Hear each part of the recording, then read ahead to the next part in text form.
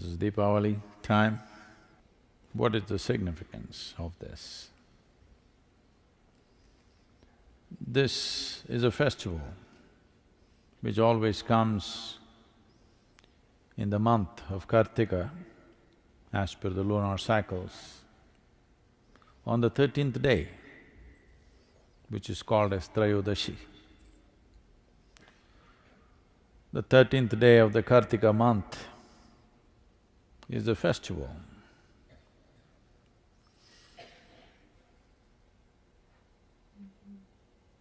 Traditionally, the science behind this is, on this day, everybody worships. On the Deepavali day, everybody is supposed to worship Dhanavantari, the deity dedicated to one's health and well-being. Today the word Dhanavantari has almost become synonymous with a doctor. Dhanavantari or the deity Dhanavantari is supposed to be the source of Ayurveda, the science of long and healthy lives. Well, lot of North Indian people, lot of North Indian people. So, I don't know when they did this, because the nature of the language is like that.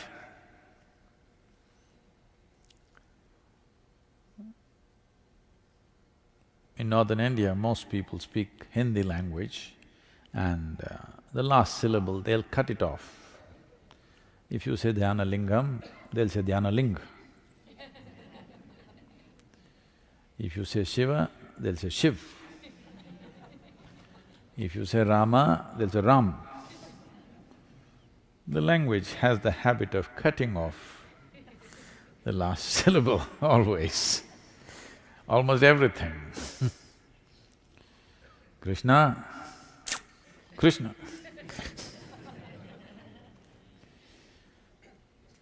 Deepavali, Diwali. Like this. So someone cut this Dhanavantari and Trayodashi and made it Dhantera. What was about health became about wealth. Dhan means money. Now everybody thinks Deepavali is about money. Why it is about health is, for those of us who live in the northern hemisphere, it is from this day onwards, certain things change. From the Trayodashi of Kartika Masa, things change. In a way, there is a slowdown of life. So for the winter months, what you should do with yourself, what time you should wake up, what you should eat, how your food habits should change, how your practices should change, for all this traditionally they created a science as to how one should behave to pass through winter months without getting sick, without getting depressed, without losing your sense of balance and purpose in life. How to do this? For this, there was an entire science. Lighting of lamps and bursting of crackers was one of those things, so that you don't slip into a slowdown. There is genetically, there is a dimension, the evolutionary memory within us thinks that as winter months come, whether it actually got cold or global warming kept you warm, that's not the point.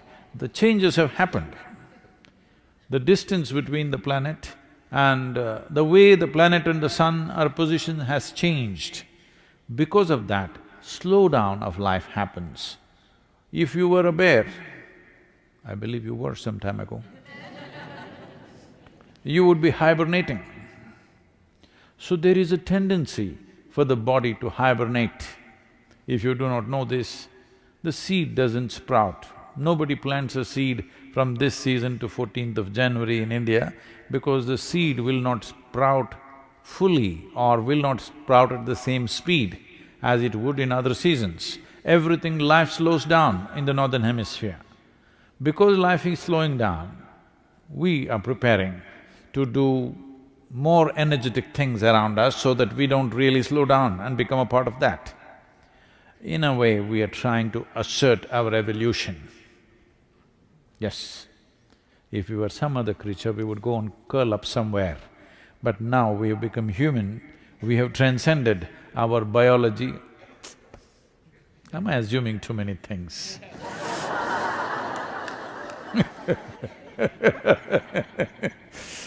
You are supposed to have transcended your biological tendencies.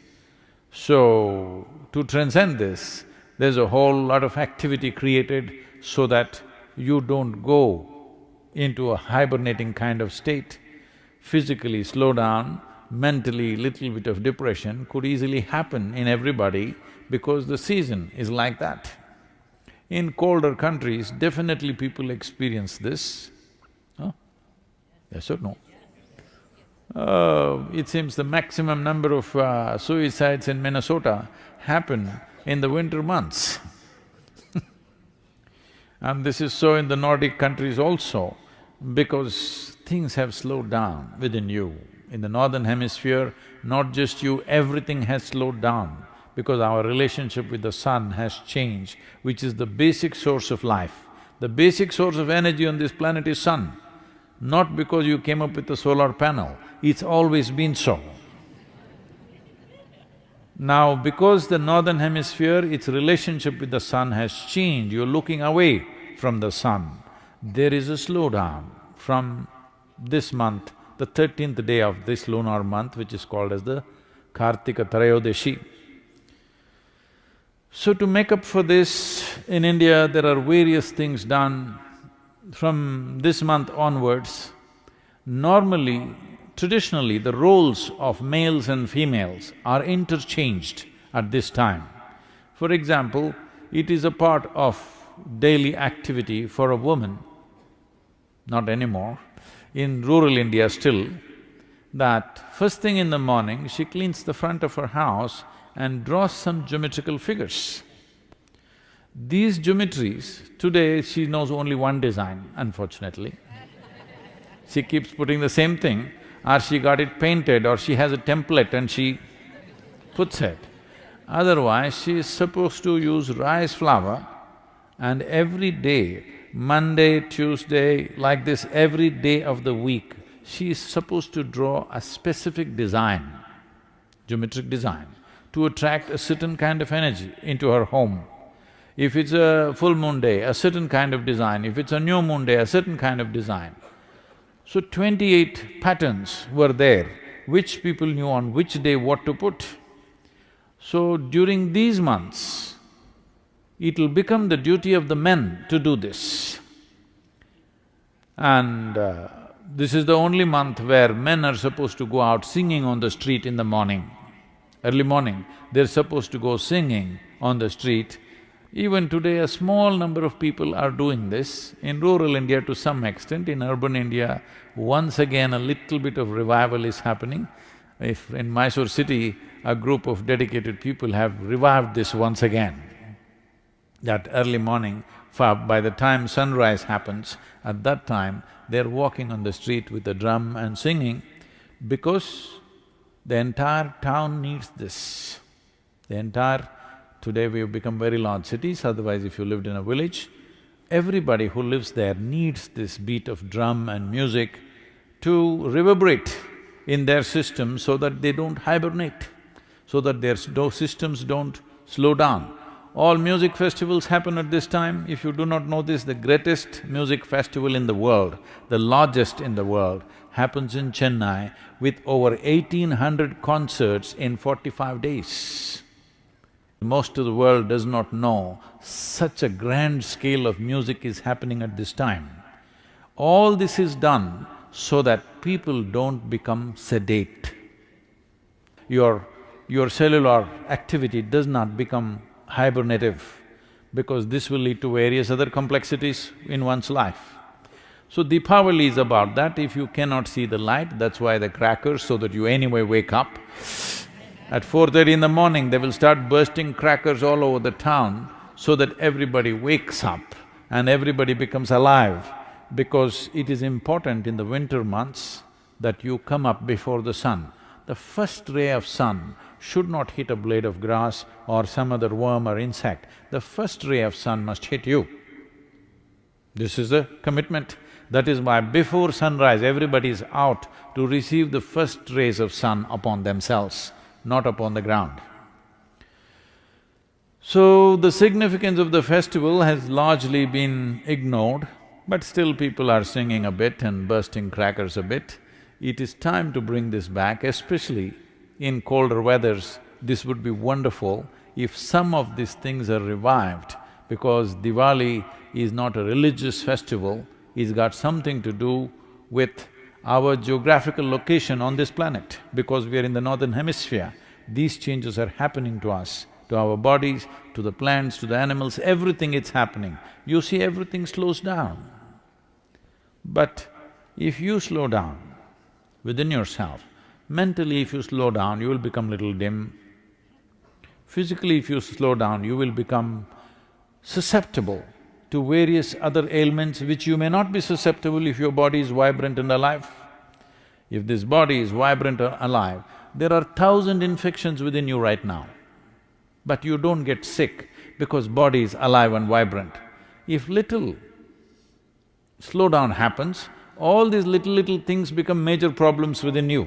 This is why the whole thing about Dhanavantari, the science of health and well-being, that it must be kept alive till 14th of January, everything must be kept alive. You need music, you need more light, you need lamplight, you need all kinds of things to keep the atmosphere alive for yourself so that you don't sink down and do not become susceptible to various negative forces which are always working upon us. It is just that some are sailing above it, some are sinking into it. So this is the significance of Deepavali. It is Dhanavantari's Trayodashi. North Indian people must connect, don't go on clipping away one syllable and come Dhanavantari becomes Dhan, Trayodashi becomes Tera. Don't keep clipping it away. So, here we are. We are in the middle of a Bhava Spandana on the Deepavali day. Can't be in a better place, can't be in a more vibrant space.